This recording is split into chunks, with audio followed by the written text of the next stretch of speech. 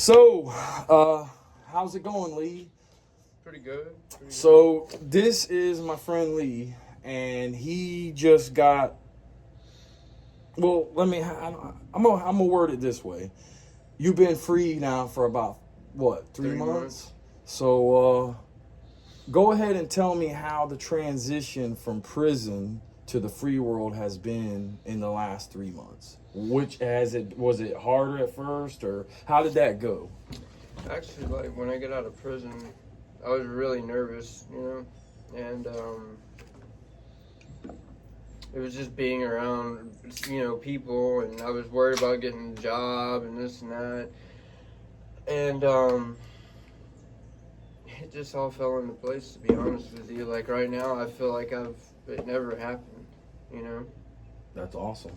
Because you like I said, I want to I want to highlight the fact that you did 8.5 years, Yeah. and the last 5 of those years was kind of a messed up situation. Yeah. You really didn't deserve the last 5, and that's actually a very interesting conversation. That since we brought it up, um, you know what? Let's talk about that. So you originally went in with how many years? 5 years. 5 years. Yeah, 64 months. And And with game time and all that, I would have done about 4 years.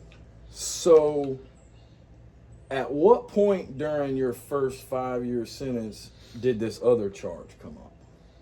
It happened, I don't know, I think about 8 months in. It was fairly quick. When I first went to prison, they sent me to Century, which is one of the worst prisons in the state of Florida. And I get there, and I was completely shell shocked. Like, people, yeah. So this gang, the dude had told on him about his cell phones or whatever, and they came in and they just took his cell phone chargers and gave the dude a walking DR for having cell phones, like a pile of them. He had just got a drop of them into the kitchen, and they stabbed the shit out of this dude, and blood went all over me and this and that, and I was like, I've never seen anything like that in real life. Did homeboy die? I don't know. I know there was blood like thick, it looked like syrup, like it hit him in the artery. And so he's laying there. I got blood all over my face. The officers come in, and take him to confinement. And I was just shell shocked from that. And I went to my classification officer and I asked if I could go to the work camp or whatever to be around more like-minded people, you know what I mean? Because they're closer to going home, etc. So I go to the work camp, and it's the same crap over there, really. I seen a dude, he got his face slit open. Yeah, I was sitting in a chow hall, and I seen him walking down the sidewalk, and his whole cheeks laid open, and you can see all of his teeth and stuff in here, and it's just Holy shit, whatever. man. So, anyways, I was approached by another gang while I was at the work camp, and they wanted me to help them mule drugs in because I go outside the gate. I didn't want no part of it. So I ended up getting jumped, and I figured that would be it, So I'm going back to work. About a week and a half went by, nothing's happened, so I figure it's over with. Then I get approached while I'm out at work one day. And the dude, he's like, hey, he hands me three bombs, which looks like, I don't know, they're about like that big. And he says, you gotta bring these back in or they're gonna stab you whenever you get back. So my brain goes into like, all right, what am I gonna do here? I'm not gonna do that, I'm not shoving nothing up my butt, you know what I mean? It's not gonna happen. I'm not gonna let these dudes have control over me. I had thought about just grabbing them and what they call cowboying it, and just put it in my pockets and bring it back in and on purpose get caught with it. So then I would just take my confinement. But I was worried that my family would think that I was intentionally doing this. Would they believe me? You know what I mean? So I didn't want to get caught with drugs. So they're like, damn, he's in prison. He's still messing around with drugs. He ain't trying to change this and that and the other. So I was like, I'm just gonna walk off, and I'll explain to the police what happened. Well, I did that, and it didn't work out too well for me. As you see, I got an extra 5 years, and the judge, he said that he feels bad for the situation, this and that and the other, but his hands are tied, which is, it's really. So was that a mandatory, like, if you get an escape charge of any caliber, if they classify it as escape, is there a minimum sentencing? 5 years. And so you got the bare minimum. The bare minimum, right? Because they did understand why you did it, Yeah. but at the same time they had to do something about it. Right, because it would easily, the judge said it would open the door for other people Right. to be to abuse that loophole. Mm-hmm. And so back to which is that is crazy in itself. How did you feel when the judge, because you had to get taken out of prison and taken to a county jail to be resentenced? How long did you sit in the county jail, and what count? Well, no, you know what? We're not going to go with that. But it was all in Florida. But how long did you sit and wait for this to happen? I sat in confinement in prison. I mean, in jail for 11 months on 23.5-hour lockdown by myself. So I was in a room by myself for almost a year, and that's all day. They let you out for 30 minutes to get on the phone and take a shower, and that's. So now, with that being said, at the time, did confinement suck but have a silver lining? Like, hey, at least I ain't around the BS right now? Well, Did you feel safer in that confinement? well, yeah, you definitely you're safer in there. But to be honest with you, I would have rather been in the dangerous population. environment, right? Because back there was a lot of psych patients. Like when I went to go take a shower one day, there was this guy. He had pulled all of his dreads out, threw them out the thing, covered himself in feces, and was sitting naked on his bunk eating Jolly Ranchers. Like, and you smell this. It's just all day. And that was long. down in segregation. That's Right. where they take a group of all people. Right. Was there And- people that yelled and kept Right, people up all night? day long. It doesn't stop. There was a guy next to me. He used to cut himself, and like he cut his intestines out and started like pulling his intestines. That didn't happen while I was there, but the officer was telling me about it. That he had done that. He had scars all over his whole body. Like the To whole. wonder how people like that even make it to a certain age, you know? Yeah, it's crazy. It's nuts. So how many, during the time, the 8.5 years you were in prison, how many different prisons were you sent to? Not counting the whole escape situation. All right, How many so I prisons? started at Century. I got the escape charge. I went to the county jail.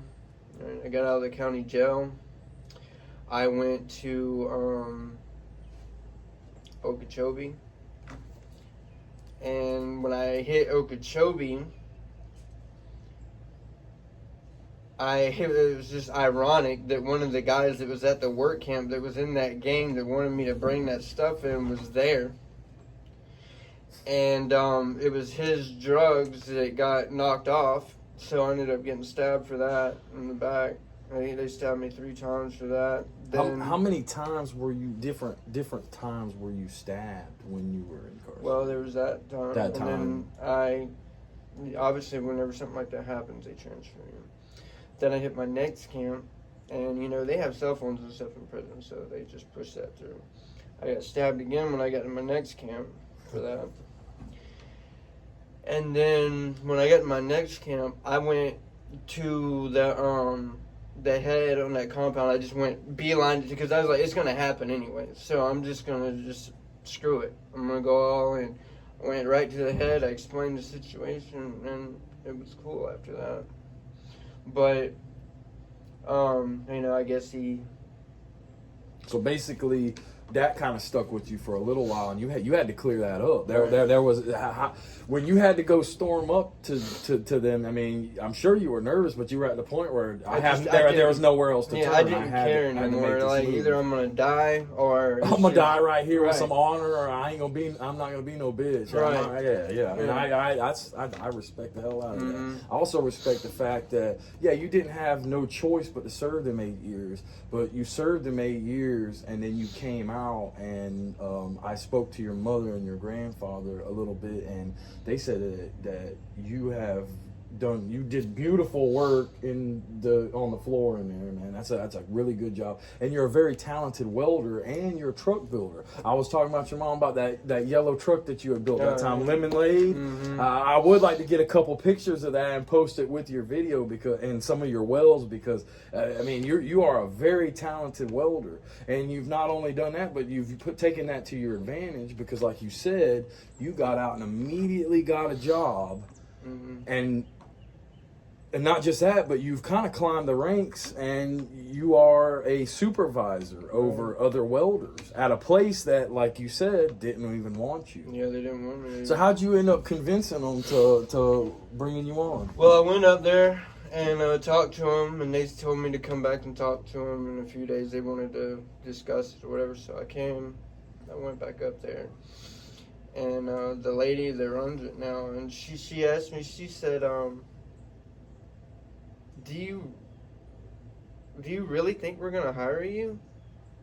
And I was kind of thrown by that, and I was like, what do you mean? And she was like, well, look at your history, this and that and the other. And I said, well, I worked for you guys for a long time, and I made a mistake, you know what I mean? I think that I deserve a second chance and this and that. And she just ended up giving it to me. And you took that torch and you ran, dude. But with that said, there's a lot of people there that, 8.5 years is a long time. So they've got a lot of new employees, and most of the ones that were there when I was there are gone now. So none of them, the employee side of it, they don't know, what I can do and this and that. And they just see me, and I'm new, and I'm climbing. And the word on the street is you just did a decade in the penitentiary. So it's like, oh, who's this guy? And they don't like it. Right. And then plus, they probably also don't like it because you're coming in there and you're lighting it up. You're making moves. You're acting. They're like, now people are noticing you and saying, "Damn, that guy. He don't mess around. He works. He comes in." And plus, I'm sure your mind is probably super clear right now, especially the past couple of months. You're focused, and I think you're doing great, man. And you're just gonna keep doing better, I think. To be honest with you, man, prison, I regret what happened to get me to prison, but I don't regret going to prison. I'm glad that I went, because my whole outlook on life is different now, the things you take for granted before you go to prison is ridiculous. Just something simple like sitting at a red light. You're just, oh, God, man, I'm ready.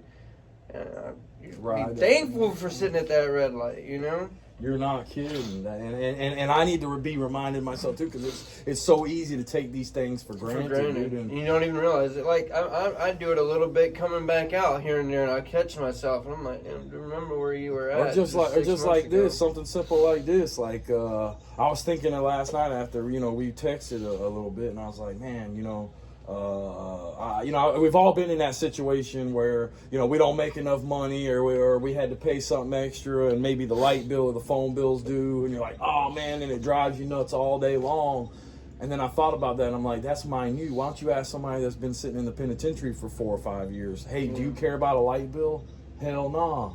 I'd love 50 late payments right now. I'll take it. Give it to me, because where I'm at, it ain't good. And the thing is they don't understand, in the judicial system, them dudes with them bad charges, they deserve the worst. They deserve the foulest of the foul. But people that don't have those foul sexual charges, anything against kids, you're putting them people all in a big melting pot. Right. And it's this big churn, and